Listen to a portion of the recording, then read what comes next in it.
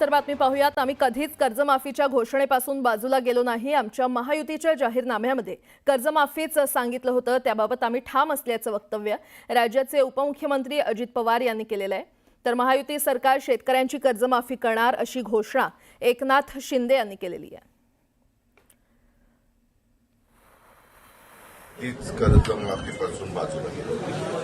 आमच्या जाहीरनाम्यामध्ये होतं महायुतीच्या आम्ही त्याच्याशी स्टिकअप आहोत। फक्त आम्ही एक कमिटी केलेली आहे, कारण उद्याच्याला साधारण एखादा निर्णय घ्यायचा म्हटलं तर त्याची अंमलबजावणी करत असताना आर्थिक पण सगळ्या बाबी तपासाव्या लागतात। आम्ही योग्य वेळ आल्यानंतर ती कर्जमाफी देणार।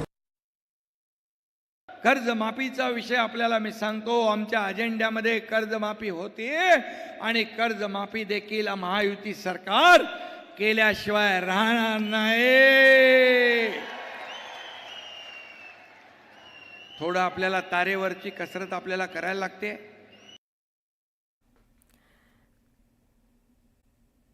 सुरुवात करूयात। राज्य सरकारच्या महत्त्वाकांक्षी मुख्यमंत्री माझी लाडकी बहीण या योजनेमध्ये मोठा गैरव्यवहार झालाय आणि या योजनेमध्ये तब्बल 26,34,000 बोगस लाभार्थी असल्याचं समोर आलंय।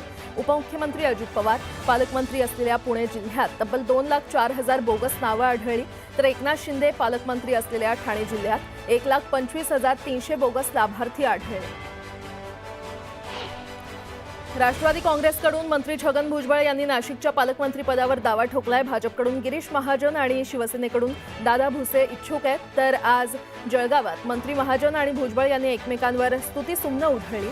भुजबळांनी महाजनांचा संकटमोचक म्हणून उल्लेख केला, तर महाजनांनी देखील भुजबळ यांचं कौतुक केलं आणि त्यामुळे राजकीय वर्तुळात चर्चा रंगली आहे।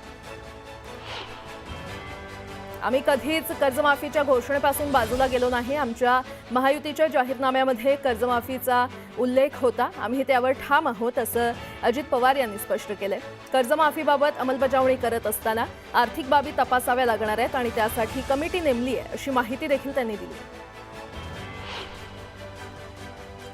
पालिका निवडणुकांच्या पार्श्वभूमीवर उद्धव ठाकरे ॲक्शन मोडवर आलेले आहेत। मतदार याद्यांची घरोघरी जाऊन तपासणी करा असं ठाकरेंनी कार्यकर्त्यांना आदेश दिलेत। शिवसेनेला धोका देण्याचे अनेक प्रयत्न होतील, धोका देणाऱ्यांची डोकी फुटतील, पण शिवसेना फुटणार नाही अशा शब्दात उद्धव ठाकरे यांनी सत्ताधाऱ्यांना टोला लगावलाय। मत चोरीच्या विरोधकांच्या आरोपांना मुख्यमंत्री देवेंद्र फडणवीसांनी उत्तर दिलंय। जनतेनं का नाकारलं याचा अभ्यास करा असा टोला फडणवीसांनी विरोधकांना लगावलाय। एवढे फटाके वाजवले तर विरोधक पळून जातील अशा शब्दात एकनाथ शिंदेंनी संगमनेरमध्ये मिश्किल टिप्पणी केली। लाडक्या बहिणींनी इतिहास घडवत संगमनेरमधील 40 वर्षांची सत्ता उलथवून लावली असं म्हणत त्यांनी लाडक्या बहिणीचं कौतुक केलंय। संगमनेरमध्ये उपमुख्यमंत्री एकनाथ शिंदे यांच्या रॅली दरम्यान कार्यकर्त्यांनी गोंधळ घातला आणि त्यामुळे सभेसाठी आलेल्या गोंधळ घालणाऱ्या शिवसेनेच्या कार्यकर्त्यांवर पोलिसांनी लाठीचार्ज केला। मत चोरीच्या राज ठाकरेंच्या आरोपावरून मंत्री गिरीश महाजन यांनी टोला लगावलाय। राज ठाकरेंचं वक्तव्य म्हणजे नाचता येईना अंगण वाकडं असं म्हणत बेस्ट निवडणुकीमध्ये यांना शून्य फोडता आला नाही असा टोला महाजन यांनी लगावलाय। महायुती सरकारमधील ग्रामविकास मंत्री जयकुमार गोरे आणि मदत आणि पुनर्वसन मंत्री मकरंद पाटील या दोन नेत्यांमध्ये जुंपली। मंत्री मकरंद पाटील यांनी गोरेंवर निशाणा साधला। तुमची मंडळी माझ्याकडे येतात, माझ्याकडे येऊन लोकप्रतिनिधी बदलला पाहिजे असं म्हणतात। कोण किती मतांनी निवडून येतं हे मला माहीत आहे असा टोला मकरंद पाटील यांनी गोरेंना लगावला।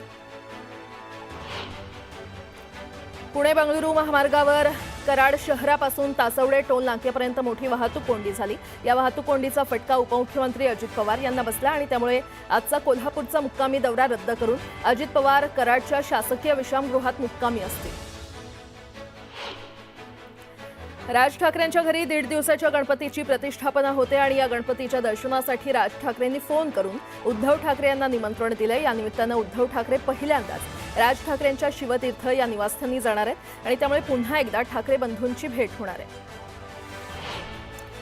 राम गणेश गडकरी रंगायतांच्या लोकार्पण कार्यक्रमादरम्यान दाखवण्यात आलेल्या एका चित्रफितीवरून भाजपचे आमदार संजय केळकर यांनी संताप व्यक्त केलाय। महापालिका कारभाराच्या आडून अप्रत्यक्षपणे मित्रपक्ष असलेल्या शिंदे सेनेवर टीका केली आहे।